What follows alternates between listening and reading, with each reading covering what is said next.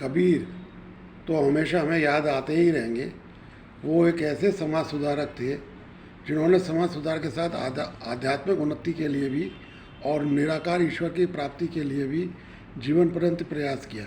वे इतना कहते थे कि ईश्वर प्रकृति के कोने कोने में, पत्ते पत्ते में, डाली डाली में, सब जगह विद्यमान है। जब ये सब जगह विद्यमान है तो हम इसे बांटने का कार्य क्यों करते हैं? हम इसे बांटने का कार्य क्यों करते हैं? हम निराकार ईश्वर को केवल मनुष्य जीवन में रहते हुए ही प्राप्त कर सकता है। अर्थात मनुष्य अपने पंचतत्व रूपी इस नश्वर देह में निराकार ईश्वर का ध्यान करके उसे प्राप्त कर सकता है। उसे कहीं ढूंढने की आवश्यकता नहीं है।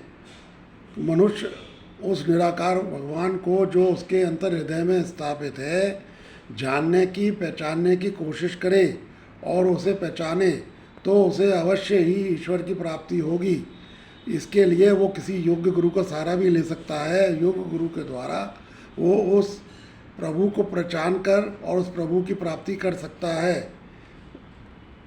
कबीर ये भी कहते थे कि ये ना लोग अपने अपने तरीके से सिर मुंडवा लेते हैं, बाल बड़े कर लेते हैं, कान छिदवा लेते हैं, कान फटवा लेते हैं। इस तरह के आडंबर करने से प्रभु प्राप्त नहीं होते। प्रभु आपके अंतर्मन में विद्यमान हैं। आप उनका ध्यान करेंगे, उनके प्रति साधना करेंगे, विश्वास करेंगे तो आपको प्रभु जरूर प्राप्त होंगे। उन्होंने हमेशा ये बात बार बार कही और हमेशा कहते रहे कि यदि प्रभु को पाना है तो अपने अंदर ही उसे ढूंढना होगा। वो आपकी इस देह में प्राप्त है, देह में विद्यमान है, आपके अंतर्मन में विद्यमान है। बस आपको उसे ढूंढने की ज़रूरत है। यदि आप उसे ढूंढ लेंगे तो आपको सब कुछ मिल जाएगा। लोग आज सभी तरह के लोग अपनी अपनी बात कहते हैं। कोई कहता है कि मेरे पास आओ, मैं ये करवाऊँगा तो आपको ईश्वर मिल जाएगा। कोई कुछ कहता है, कोई कुछ कहता है।